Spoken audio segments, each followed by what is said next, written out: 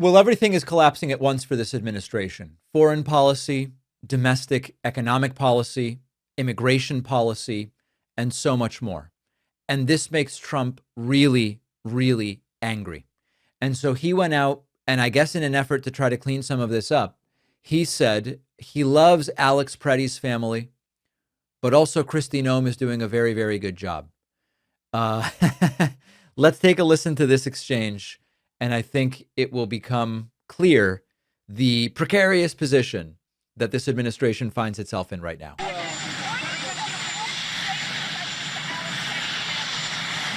Well, I'm looking at that whole situation. I love everybody. I love all of our people. I love his family. And it's a very sad situation. Yeah, please. I have, yeah. I think she's doing a very good job. The border is totally secure. You know, you forget. All right. So Trump asked, do you think Kristi Noem is doing a good job? And he says, absolutely. Now, there's a couple different things here that I think are important. Compared to the killing of Renee Good, the White House, for better or worse, whatever they believe, they have come to understand that a lot of people are not seeing the Alex Pretti killing the way they are seeing the Renee Good killing.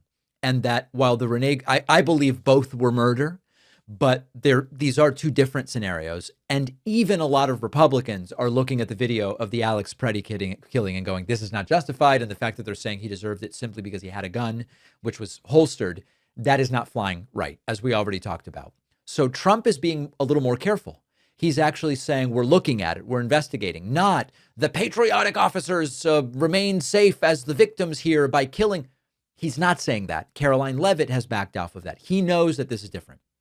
But there is widespread reporting that he also, in addition to demoting Greg Bovino as the commander at large of the Border Patrol for his role up there in Minneapolis, that he is not happy with Kristi Noem and that she is on the chopping block. When asked in that particular clip, Trump said, no, she's doing a great job.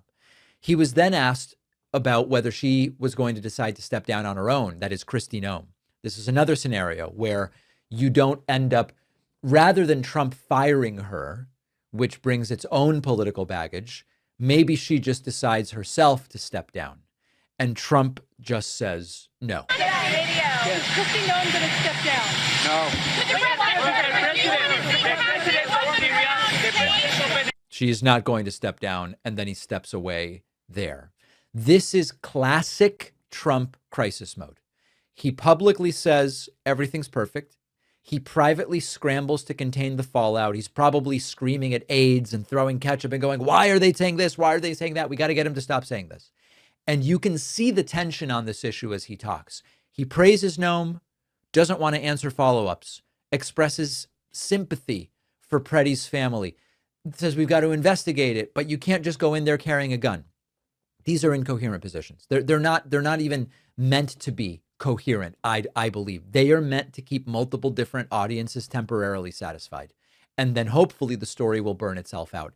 We have to make sure that the story doesn't burn itself out. The videos aren't going away. It doesn't seem as though the protests are going away. Congressional investigations only seem to be ramping up, including one of Kristi Noem that is getting going now.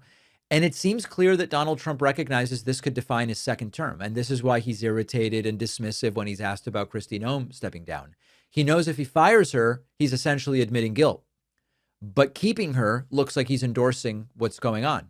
And he is losing control of the narrative. It's really good for Trump, or at least we could say Trump thrives in chaos when the chaos is abstract. He doesn't like chaos when it attaches to him directly. And the problem for Trump of this modern smartphone age is that theoretical stuff. Oh, there was a crazy situation in Minneapolis. It's no longer abstract. It's very concrete when you've got people filming it. And so Trump is losing control of the narrative. He's losing control of his coalition. He's losing control of the optics. And you get this weird mix of denial and vague empathy and this kind of authoritarian defiance. He loves the family. He loves Kristi Noem. She's not going to get fired or quit. And we're not really going to have accountability, but we're investigating. This is a political system grinding gears. All of this stuff is grinding against each other.